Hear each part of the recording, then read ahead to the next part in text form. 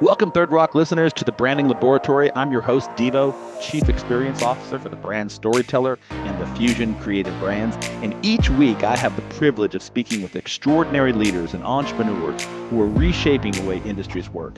These conversations go way beyond the surface to explore the core philosophies, the lessons, and the challenges that define the brands that we admire today. And one of the greatest rewards of this podcast is the opportunity to share the insights of some of the brightest minds in business, people who are passionate about pushing boundaries and redefining what's possible. And as I always say, the stories we tell are the brands we build. And this show is a testament to the power of that concept. Let's dive in.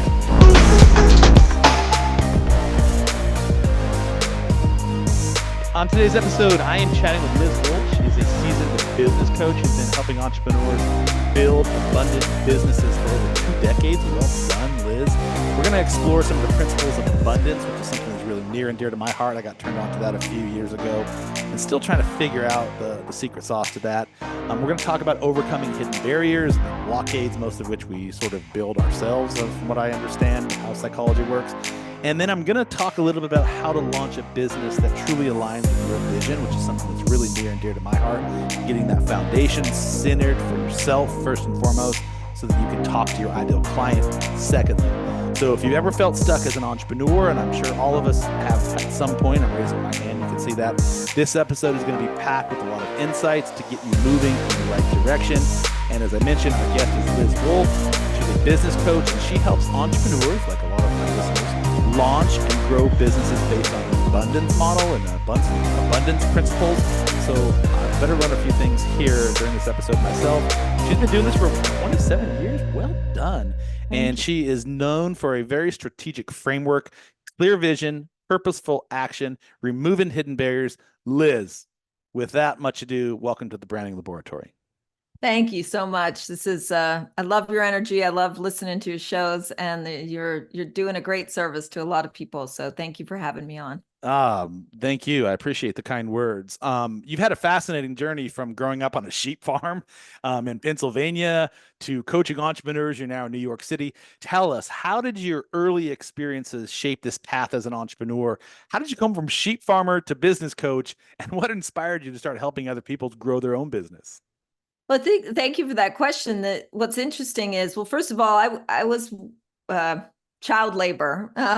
Same. Not super kind, but necessity. And we had this. The short story is my mother and father bought a lovely bucolic setting of a farm outside of Pittsburgh, thinking, what a wonderful place to raise children. 3 years later, they were divorced, and my mother started buying sheep, because that was an animal that was productive. The thing about dairy cows is they only do one thing, just produce milk. But sheep are very versatile. You can eat them, for those of you who are not vegetarians. And there's wool. You can make yarn. You can weave things. You can sell the wool in bulk. You can actually make sheepskin slippers. There's a whole world. My mother got into quilting. She was a beautiful fiber artist. She already knew how to sew when we got there. So what we did is she really, but then again, I was the child labor, created a cottage industry selling these handmade, beautiful products out of necessity, because we needed to earn money. And I think there are a lot of entrepreneurs out there who have that space where you get motivated to sell because you need to make money. I would like us all to get motivated to sell because you want to sell, not out of desperation or motivation of scarcity. And so that was often the position that we were in when I was a kid, which is you gotta dress up in that colonial outfit and go sit in front of people and spin wool, and do that even though you're 11, and that's the most horrifying thing you could possibly think of doing.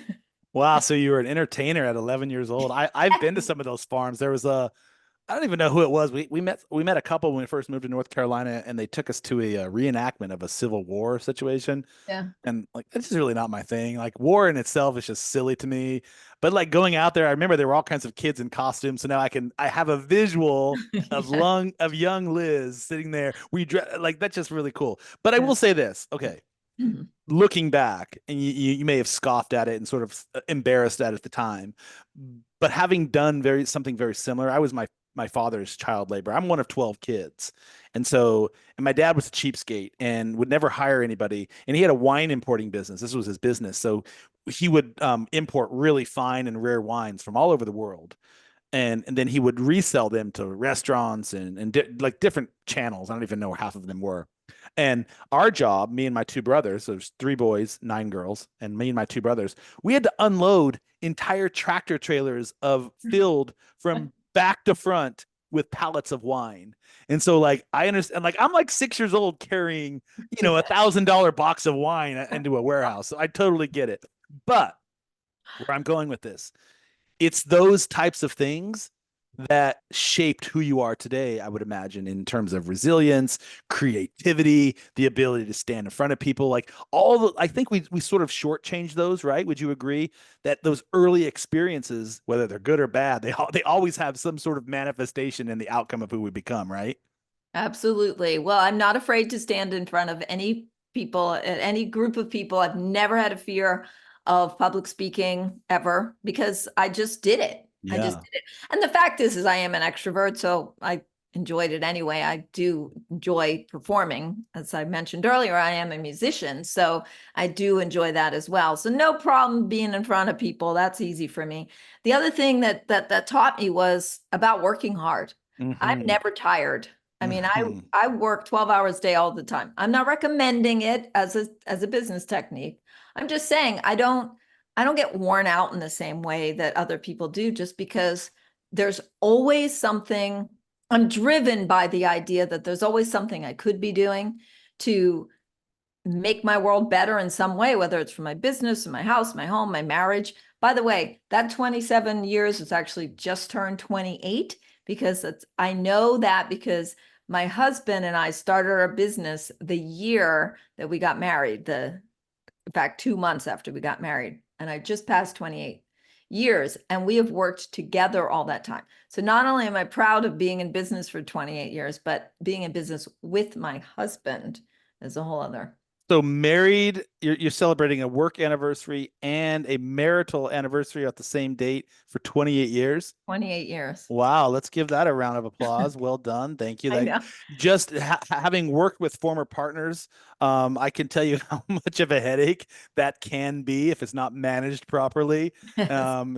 Yeah, so well done that you've been able Thank to you. navigate that. That should be a whole separate podcast. How do you manage and run an entrepreneurial business with your partner, your lover, your husband, your wife, whatever, your kids? Like, how do you manage and navigate that? Yeah. So maybe we will talk about that. But before I do, there's a couple Yeah. things I want to unpack that you said. By the way, working harder and working smarter are completely different things, right? So I heard you say, you can work harder than anybody else, but you're working smarter, not necessarily working harder. It's the discipline and the sort of the resilience that you've developed over the The years to kind of resilience. to manage that. Absolutely. Yeah. Yeah.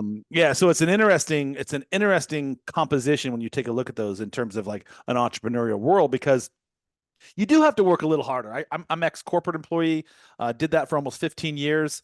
I launched my own entrepreneurial venture in roughly 2006, been doing it ever since, never looked back. But I remember like one of the first things I noticed from my cushy corporate job, which paid me a shit ton of money, to becoming an entrepreneur is like, bro, you need to step it up a lot in the discipline, the resilience, the work Yeah. ethic, like literally everything, because like it's all on your shoulders now. And this is like sink or die. Whereas, sitting in my office, I could have reports. I never do anything in the corporate world, Right. basically. So, interesting.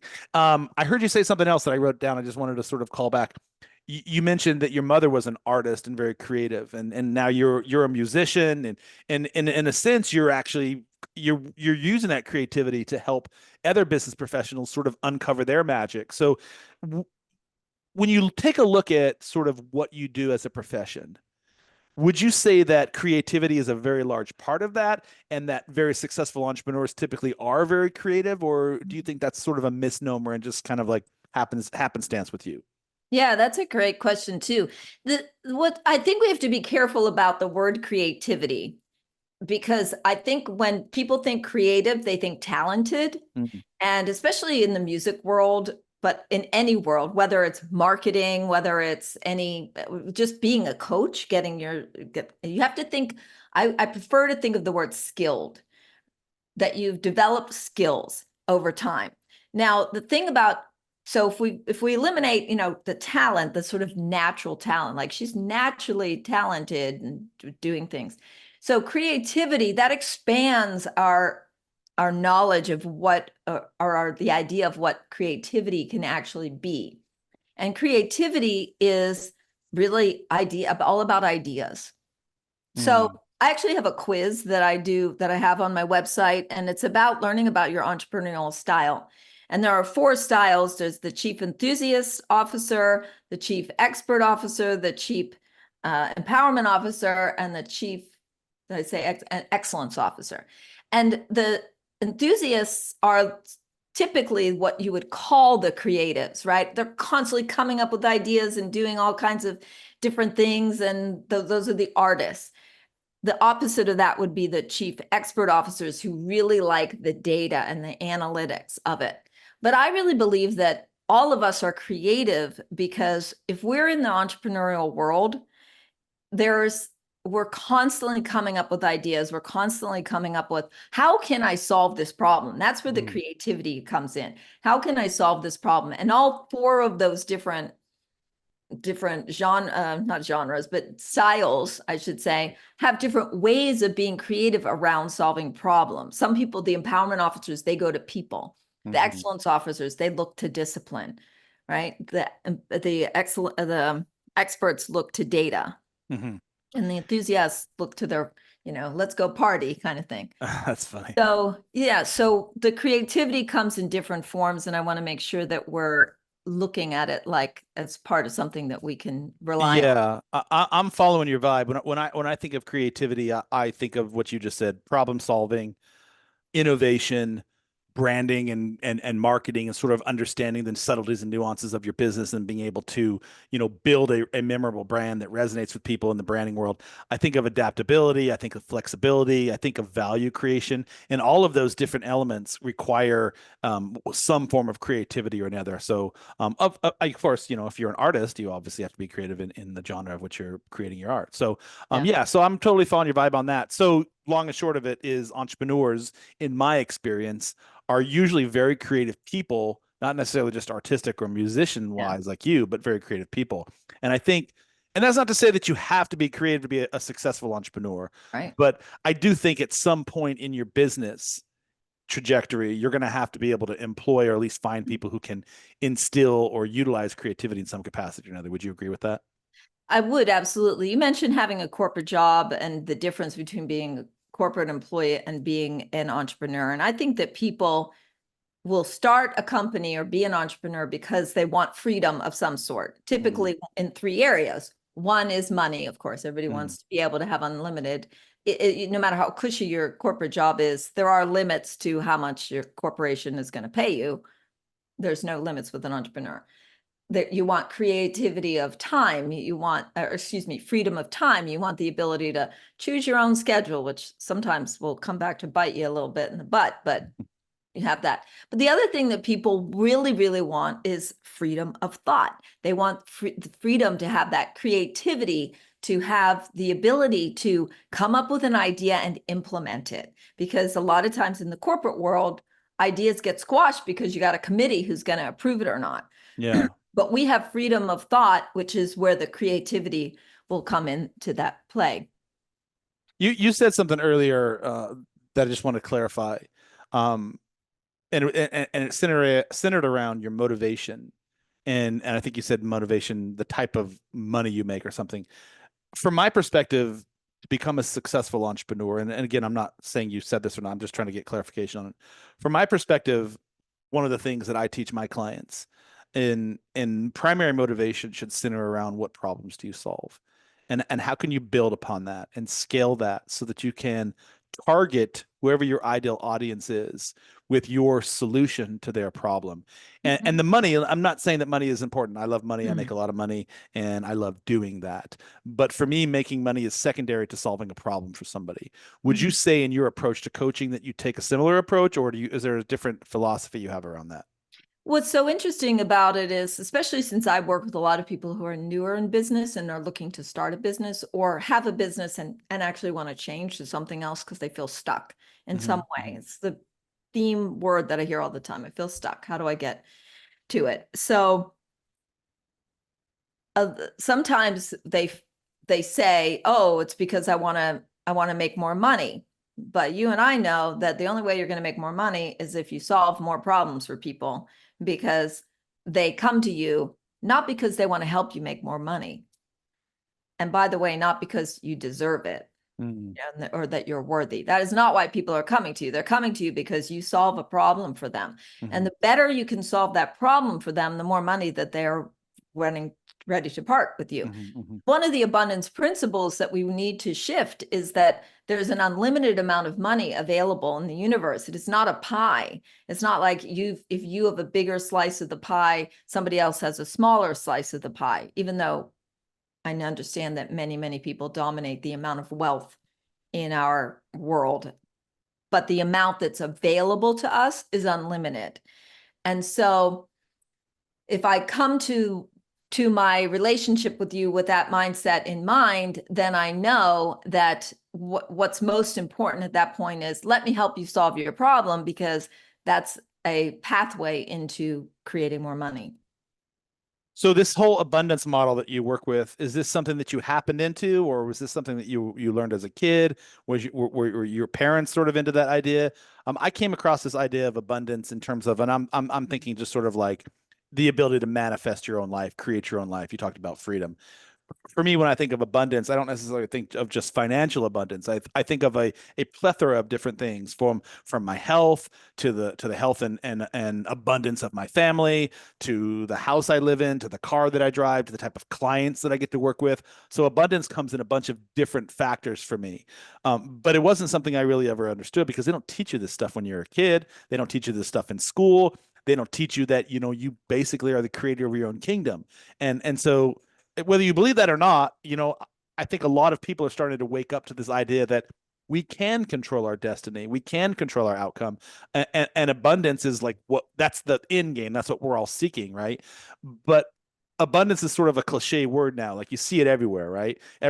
Everyone's an abundance coach. Everyone's a create your destiny coach. Everyone's a manifestation coach. And like, you have this entire industry, this cottage industry that has popped up around, this woo woo stuff of, you can go here and create yoga and create that and become mindful and do this. Tell me, what's at the sort of the bedrock, the cornerstone of what becoming an abundant individual means to you?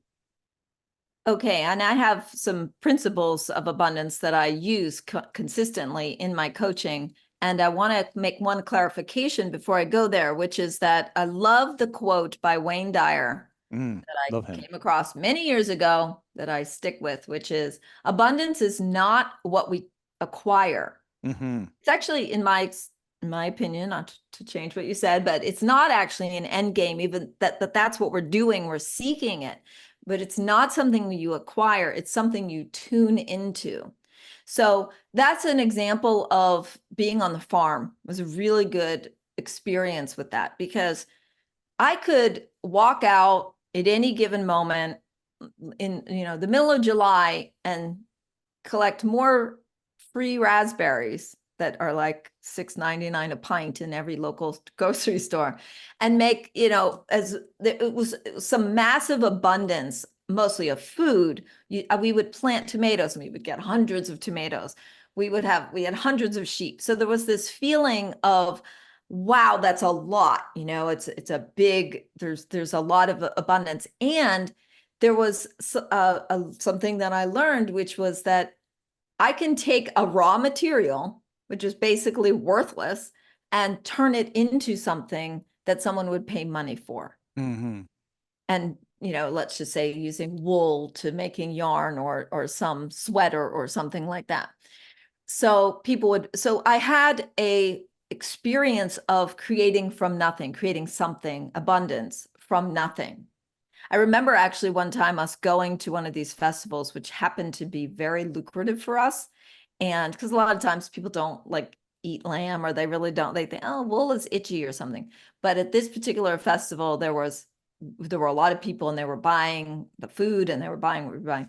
And I remember coming home and counting the money and the experience of reaching into the cash box and being like, oh my God, another 20, because we didn't have a lot of money. So was really this pile of money that we and we poured out onto the table and we were like handling it. It was just this amazing feeling. But what was most amazing about it was I created that in the space of abundance. And then in that moment, I got a real sense of, well, this is what it means. I want to clarify something before you continue. So when I said abundance is the end game, I didn't mean in terms of material wealth. I meant for me, living a life well lived is with abundance as the end game. And abundance for me centers around gratitude. It centers around generosity. It centers around mindset. It centers around personal growth. It centers around a balanced life. So for me, abundance is the end game because I'm living in abundance with all of these qualities that matter most to me in my living. Does that make sense? Absolutely. Yeah. And, it's all semantics, right? So if we're coming from a space of abundance is not something I acquire, but that I tune into, having the end game be the experience of tuning into a experience of abundance. Because we know lots of people that don't have a lot of money that are very abundant people. And we know lots of people that have lots of money that don't act very abundantly. That's putting it lightly. Yeah. So, yeah. So that is the experience of, okay, now what I call the three keys to. Wait, but I'm not letting you off the hook that easily. So I wanted to know a first question. So before you tell me your three keys, Okay. this idea of abundance, is this something that was learned over time? Is this something that you picked up in school? Was this something that your parents passed on to you, your husband of 28 years? This whole idea that we get to create and manifest our own life that is filled with abundance, whatever that means to you, and it's a nebulous term for some. Where did you come into this term? Yes. So to return to the farm and the experience of the money, I did not learn any concepts of abundance on the farm from oh, look at the abundance we have here. It was okay, we can pay our bills now. We're gonna have heat this winter. I mean, it was literally like that. And I didn't spend a lot of time thinking, how could I make more money? I just was trying to survive, really. It was like a survival thing. So there wasn't a lot of until I was in high school, actually, and became a teenager, and our business developed. And then we began to see. Now, unfortunately, this is way before social media. So what anybody else would be posting, look at the cute lamb and come down to the farm. We didn't have any of that. So we had to get it out there other ways. When I first landed in New York City, which is about as far away as you can get from West Newton, Pennsylvania, in terms of culture and experience, one of the things that I basically walked into was opportunity that I did not feel that I had access to when I was growing up on the farm. I didn't have a car, I didn't have money. I was so far from school. It was like, I didn't even really have that many friends. It's just, I didn't really date. This is the whole thing, right? And I walk into New York City and I thought to myself, wow, I mean, there is so much here of anything you want. And that's why I think it's hilarious. Where am I going to find bluegrass? You would think I would find it out in the country in Pittsburgh. No, I found it in New York City, where there's so many bluegrass players. You could go to a jam any night of the week if you want. So, but I did have the very, very good fortune when I was about 25 to be enrolled by a friend of mine in a personal development workshop. And I was open enough to the idea, and I just really trusted her, and she had a really good experience of it. And I went and I learned leadership ideas. And the biggest one was responsibility. And I was responsible in the traditional way that you would think of responsibility. Like I showed up for work and I did my thing. And, I was a reliable human being, but I didn't really understand until I got to take this somewhat in-depth leadership course that talked about leadership principles and abundance principles, about how impactful I could be in my own life. Responsibility is being 100% accountable to my life 100% of the time. So I really embraced that. And then just to make a bit of a swing after that, I actually created a course that I called the Abundance Breakthrough Course. And I did that based on some principles that I learned once I had children. What does every parent do when they have children? They volunteer at their school. What does every school need? Money. I decided, let me help. I went and I signed up to be on the fundraising committee just because, I don't know, it interested me more than other things. And I found out that's when I really touched into, there's actually a lot of money. Our auction raised like $150,000 one night at this public school in New York City. And that's when I realized, wow, there is a lot of money there and people want to spend their money and they want to give it. And so I began developing it. I just was really natural in it. It's maybe from all those years of selling and just being with money and having it. So that was an experience that I had that then I took into developing all the things that I learned from all that fundraising into developing this course. And then that's when I came up with the principles of abundance that I share. So you started creating courses before you were actually doing coaching? Yep. Huh. That's interesting. Yeah. I want to go back to the word responsibility because that's actually one of my marquee words.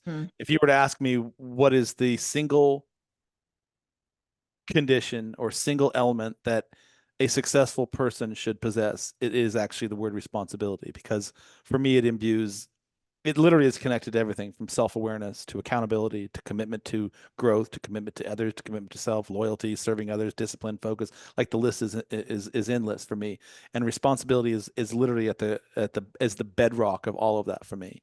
So you mentioned it, but you didn't kind of go into any more details. How does responsibility manifest itself in what you do as a coach? In this leadership course that I took, the concept that I learned that was so important is what is responsibility, and what isn't responsibility. Because most of us think of responsibility as duty, burden, or obligation. Like, oh, I got this responsibility. I got kids at home. I can't quit my job. You know, I'm responsible. Or they think about it in terms of blame. And blame is when you say who's responsible for this, you know, your kid breaks something, your kids are playing, 12 of you are playing in your house. Okay. Somebody breaks something. I'm sure that happened at least once, right? Who's responsible? What do you hear? You don't hear, oh, I want to make sure that you're holding yourself responsible and accountable for your integrity. No, you're hearing, I'm not going to say anything because I'm going to get punished if I do. Well, at least in my house, there was some of that. So we learn responsibility in the context of either this duty, burden, obligation, or fault and blame. And that is not at all what responsibility is. Responsibility is actually a very free experience. When you really understand, as I'm sure you've said many times on your podcast, and you really understand, I am 100% responsible 100% of the time. And if nothing else, I can explain my part to how I got here, then I am now in a position of power. If I'm only either trying to assign blame, not just to other people, but to conditions, to circumstances. Well, if I weren't so busy, I would have written my novel by now or my business book. So we're blaming not only people, but conditions and circumstances. And if we weren't feeling so burdened by this idea that, well, I can't change anything because I'm responsible for, you know, where I got. And in the famous words of Louise Hay, who I heard once say, well, who fixed it this way? Who got it this way? You. Yeah. You know, so if you're sitting around complaining that you're too busy or you got too many bills or whatever, like, how did you get there? And I'm not talking about poverty-stricken people who don't, you know, I'm not, let's take out that. Let's assume the people who are listening to this podcast are in a space of a mindset where they're ready to be in a responsible place in their life and have a change as a result. Yeah, so well said. I think I view it as more of a mantra for how you live your life, and you always have a choice in how you respond to everything, no matter good or bad or ugly. And so responsibility is part of that ethos. I want to switch gears a little bit because you talked a lot, and at least on your website and your onboarding form, you talked about the importance of having a clear vision, and specifically in your coaching framework. Was there what was the moment that you realized that your own vision to transition from sheep farmer to musician or technology consulting into coaching entrepreneurs? Did you have sort of an aha moment around that? I did. I did have an aha moment about that because we were talking earlier about creativity and talent and that. So everything that I have done, I was a photography major in college. I came to New York. I did music for a while. Then I became a technology trainer. I'm giving you the short version. Opened this business with my husband selling CRM software. He still does that. Maximizer, we sell Maximizer, which is CRM used by salespeople. And everything that I ever did, I wanted it to have an impact. I wanted it to be meaningful to people. And that is one reason, I don't know if you remember the 90s, but in the early 90s, first of all, CRM was not even a thing. Like, that didn't exist. People still had Rolodexes on Well, their technology didn't exist technology. in terms of us being able to have access to an interface that we could, like laptops, green screens. I basically were the only thing that you had access to, and those were sometimes city blocks long. So yeah. Yes. So we didn't have access to it. So it was I still too. use the word Rolodex, by the way, which dates myself every time I say it. People be like, Rolodex? I'm like, yeah, man, we used to have Rolodex sitting on our desk, and I would spin through it till I could get through alphabetized, and I'm like, there it is, Yeah. Wolf. That's what I'm looking Yeah. for. And then I have this thing on my desk. It's called a phone. Yeah, You, exactly. you pick it up and Oh, you you dial still got numbers. the old school. You are OG. I got this. Yeah. My husband, who is from day one, I mean, I got him to quit his job. He was selling, he says trading, but selling chemicals and at this trading company. And that's all forget about Rolodex. He was in the Thomas, what's that book where you like just all the industries are I forget the name of it, but it's basically a guide you could buy, a database in a book that you put on your shelf, and you pull it off the shelf and open it up and be like, I'm selling methane gas, whatever. He's not selling methane, but you know my point. And he would get on the phone and talk to people. And that's what he did all day. So he's still like all day long. My husband is talking to people. People don't want to talk to each other anymore. They want to text. They want Yeah. to sell through Instagram. That's great. But the only thing that really sells is relationship. So back to my Yeah. vision question. Yeah. So What was vision. this aha moment that you had? Yeah. So I realized after a while, I was no longer feeling that I had the impact in people's lives.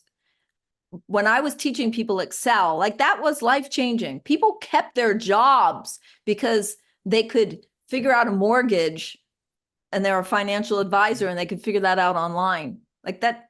That's This, the second old school Microsoft reference I've had on podcast today. The gentleman I had on before you earlier today was talking about he used to train people in how to use Microsoft Access.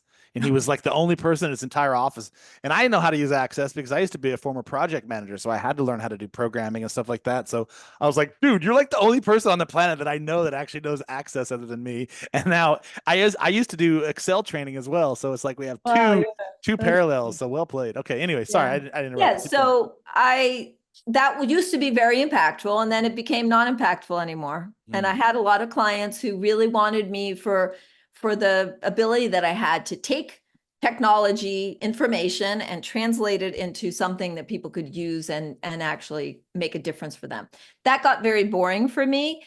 But what never left me was the joy that I got when I impacted people's lives. And paralleling to my very lucrative technology company was me also doing these leadership trainings and then me deciding to create this, what I call the Abundance Breakthrough course, where I developed these principles of abundance. And I just actually, a lot of the people from that leadership course, I was like, you should come to my house and take this course. And they did. And it turned out, I mean, euphoria Mm. after when people switch out of a scarcity mindset into an abundance mindset, it is so impactful. It was a little bit addicting in its, well, let's do this again because I'm really having a fun time with it.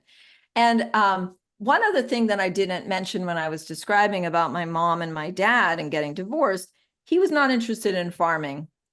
He was an engineer at Westinghouse for 43 years. He was a very solid father and husband. My mother was not interested in that kind of a life. She didn't want to be in a role.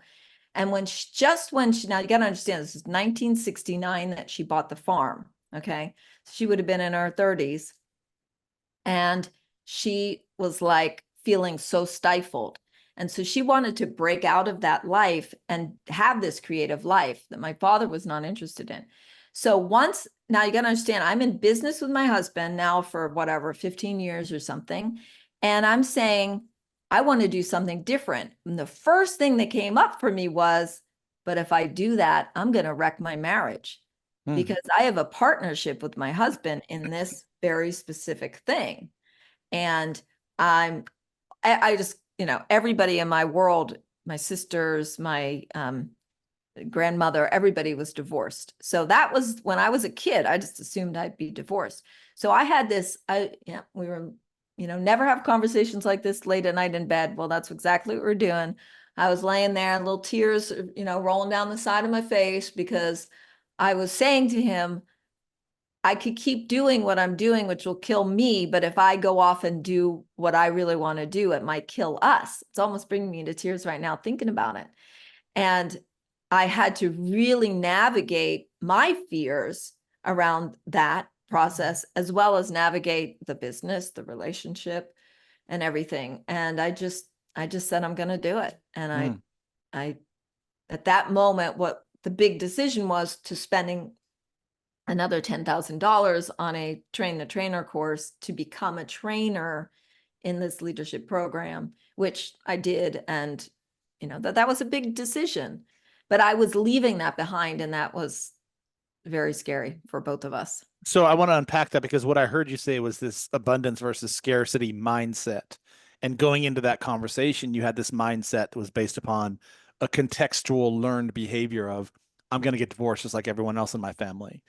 And the same thing holds true for anything we do, whether it's our business, whether it's our relationships, whether it's our farming in your case, or whatever it is.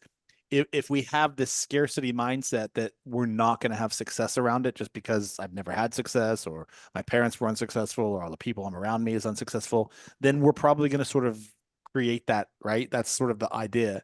And so what you do is you teach people how to reframe, re-engineer that mindset so that it's not a scarcity model and it's more of it's more of an abundance model. Is that correct? That's right, because you can't be in business and ignore everything you've ever learned about anything in your life, because there's no better personal development workshop in the world than being an entrepreneur. Tony Robbins ain't got nothing on us, right? We're every day facing some fear, something you're working towards. I still live in that world all the time. We all have more and more bigger, new level, new devil. We're always working towards some initiative, but you don't know what that's why those are the hidden barriers. Sure. You don't know what they are until you're faced with them. And even then you probably don't know what they are, which is the greatest joy for me, is helping people to reframe that based on what they've learned in the past. I literally had, out of, I don't know, call it 20 relatives, had one couple that I could look to that was a role model for me for relationship. So I had 19 that weren't and one that was, and they didn't have kids. So that wasn't a very good example. Well, good for you that you broke that barrier and pushed through that, because there's a couple of things to say there. You're a byproduct of the people you surround yourself with. So if you were surrounded by poverty-stricken people or people that are negative mindset, or in your case, scarcity mindset, then you sort of tend to take on that persona. It's one of the reasons why there's like generational poorness in certain cultures or in certain areas of or certain races, even for that matter. It's because, people just don't have the opportunity to, or don't look for the opportunity or create the opportunity to move through that. So one of the things that I always talk about with my clients is, so what are your philosophies? Like, what are the things that you believe in? So it's really important for me to understand what you believe in before I can help you. Because if you do have a scarcity mindset and your philosophy isn't centered around helping people or serving people or solving a problem, then I don't know how much I can help you at this point until we reframe the mindset. So in you base your entire coaching on these abundance principles, which is something that not all entrepreneurs either understand or are very familiar with, because I think a lot of people are sort of knee jerk response. They just sort of like, I'm going into business because this is what I want to do because I think it's going to make more money or I'm going to have freedom, whatever. But they're not really looking at their mindset around that. So I love that you're sort of systematizing what you do, and you're like getting to the root of the problem so that we can sort of help ourselves, right? Help me get out of my own way, type of thing, right? So Absolutely. can you break down what does an abundance mindset mean to you, and how can an entrepreneur use that to change or approach their business model? So an abundance mindset starts with anything is possible. And I didn't say, I don't mean it like, okay, I'm going to be an NBA star now. I'm not ever going to do that. But a lot of people don't go into entrepreneurship because they think, well, how do I know my ideas is going to work? How do I know that I have what it takes to do it? How do I know? I don't know. So when I say anything is possible, what I mean is that you're the creator. This is going back to what we said earlier in this conversation. You're the creator. And there would have been a time when nobody would have thought cell phones were a thing. And now we all have them, and that's all we do all day is look at them, right? So anything is possible. Now, why is anything possible? Again, let's go back to what we just said a few minutes ago, because I'm 100% responsible 100% of the time.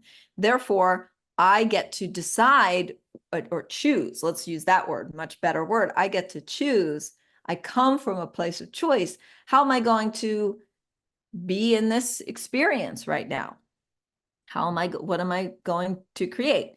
Now, I think you need tools in your toolbox. Okay. So that's very broad, like, well, anything's possible and you're 100% responsible 100% of the time. And it's all choice. That's just the freedom. Okay. The tools are, first of all, you just said it. What do you want? What do you even want? Because people don't know. Trust me, I get in. That's the first conversation I have with people. It's called a vision roadmap, 2-hour conversation. And what I do is I start with 5 years from now. What does it look like? And the reason I pick 5 to 8 years from now is I don't want you to base it in fact. I want it to be more fantasy, actually. I want it to be like, well, I see myself impacting thousands of people through my online courses, and what it would do. And I have a team and I have social media manager, whatever. I really want you to be that, because I have a very clear belief that I need to speak. I need to ask. That's the first key to an abundant business. Ask for what you want. We are not clear about what we want. Okay. Asking who? Asking the universe. Just literally asking. And by universe could be spiritual, but it could be a very specific ask to a very specific person for a very specific thing, like a referral, for instance, something like that. So we start with vision, because that's the first principle of abundance, is asking powerfully. What is it that you want? And so here's an example around money. I ask people, well, how much money do you want to be making? And I try to keep my tone casual, like, it's no big deal. Just tell me how much money you want to be making. And they're like, I don't know. Well, I want to just be, I hear this all the time. Enough money so I don't have to worry anymore. Okay, well, for my daughter who's in college, enough money so she doesn't have to worry anymore is $200. That's funny. It's not what you're thinking about.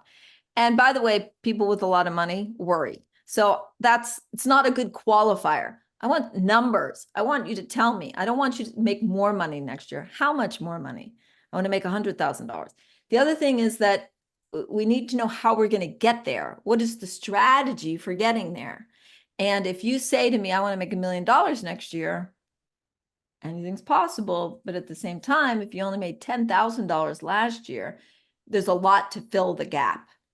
So we have to know where we're going. We need that to have that clear vision. And I recommend that you sit down and you really get detailed about it as a start. Yeah, that $1 million, it's a nice benchmark to put on your milestone marker. But I agree with you. If you only made $10,000 last year, what are you doing to fill in those gaps? And so it's really important to have what's the book? Oh, Atomic Habits. Have you read Atomic Habits before? Yeah. And he talks very clearly about don't set these magnanimous end goals that are completely unattainable that you yourself don't even believe in. Rather, small little benchmarks that you can continue to build upon until you get to that $1 million. So it's not necessarily a goal of $1 million, but what are all the tasks in between that can incrementally add up and compound to get you to that point, The right? compounding also. Yeah, I'm a big fan of incremental success. Hey, have breakthrough success, but be prepared for it when you have it. Because a Sure, lot of sure. people have breakthrough success and they are not prepared. I met a guy once who had a video go viral. He was also a musician. He had a video go viral and he got all kinds of stuff, got gigs, he got radio shows. It was the whole thing. And he said, I wasn't prepared. I couldn't keep up. Mhm. So it's the old story. Don't try to win the lottery because the only people that get anything good out of the lottery are the people that plan for it, Mhm. that already had financial planners. Get the Mhm. financial planner. Play the lottery if you want, but you're probably going to make more money because you have the Sure. financial plan. One of the things I find compelling about your coaching is the idea of removing hidden barriers. And I think I was reading this either on a blog or on your website. And in my experience, these hidden barriers are often mental blocks or limiting beliefs. And we've talked about this mindset, limiting belief mindset that, I don't necessarily know if I can do that. It sounds great to make $1 million, but I'm not really actually sure that I can do that, right? So can you share how you've maybe helped a client overcome some of these limiting belief barriers and how that has transformed their business? Yes. Well, so the first thing we need to look to for hidden barriers are where am I stuck? And where am I not taking action? So one of the ways that I help my clients is after we do the vision roadmap and then we do a strategy, right? Okay, what are you going to work on? At the end of the day, there's going to be some actions, right? Meditation and connecting with the vibration of the beautiful universe and abundance could be an action, but I'm talking about actions. Okay. So now Like tactical things, like real tactical. real tactical stuff. What are you doing? Yeah. Yes. And by the way, that tactical thing could be, well, I need to get better. I get more clear about what I want. I need to Sure. be more clear. Let's say on my sales calls, I need to ask at the end of the call, would you like to buy my services? Instead of Sure. leaving it open end. By when will you know that you're going to make a decision? It's a really good question to ask at the end of a sales call, for instance. So let's say that, so I write them down. I got a Google Doc and I'm keeping track. And let's say, you say, well, this week I'm going to make 5 sales calls and I'm going to ask 5 people for referrals. Okay. So you're going to have to track that. I'm going to come back the following time to our calls and I'm going to say, okay, how'd you do? Well, I made 3 calls. I got a bit stuck because none of them liked my product. And the 4th guy that I called, well, he wasn't there. And the other guy, I don't know, I chickened out at the end. I didn't ask him for a referral because it seemed like I was asking him for a favor and I didn't. So now a lot of coaches will say, okay, great. So how many are you going to do next week? Okay, I'm going to do 5, right? I just want to say that I know I am not alone in this. I am always better in the future than I am in the present. I'm always better at doing something in the future. I am going to make every one of those sales calls and I'm going to be so good on them. I'm going to be so clear in what I want, right? I'm very good at I'm going to eat so healthy in the future. I'm going to exercise so well in the future. Okay. But right now in this moment, if I look to the past, I did not do that. Why didn't I do that? Some resistance has come up. Mhm. Procrastination is all about resistance. Avoidance, all about resistance. Not following through on your tasks. Is it true that sometimes you forgot or you just didn't get to it or you thought, but most of the time it's resistance. So All good points. I want to get you back on track because we're going to run out of time. yeah. So tell me about a client that you've actually helped transform in using this abundance model. Okay. So I had a client who was who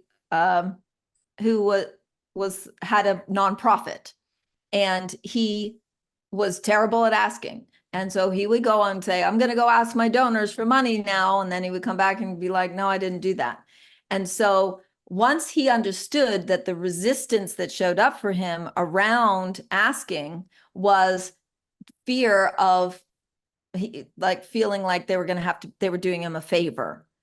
or that there was some fear that he had around asking, that he felt very vulnerable and exposed. So once I said, okay, start asking small, just for small, meaningless things. So the story that I remember he told me is he went to the restaurant and he asked the guy at the next table for salt. And he said there was a time he would never have done that. Like that would have been too embarrassing for him. But he just built this skill of asking over time, because what he thought was, if I'm asking, that shows that I'm weak. So we revealed, and this is true for a lot of people, you can't, if you ask for help, it means you're weak, especially for men. You don't ever want to look weak. So he built up that practice of asking. And then he came back to a call and said, I asked for somebody to donate and they gave me $50,000. And I was like, all right, well, that paid for your coaching, right there. And I remember, there was like a whole new world was available to him, because he started by asking for salt from a neighboring restaurant person to being willing to ask for $50,000 and getting it. That's the key thing. So starting and changing his limiting mindset. I always talk about the importance of understanding your unique value proposition. And again, what problem do you solve uniquely? There's a lot of people who are coaching now, present company included, have been doing this for a while. You've been in the business for 28 years. When you take a look at the current market versus the market from your old OG days when you were one of their originals, what do you think separates you from other coaches? What that makes your unique value proposition uniquely Liz?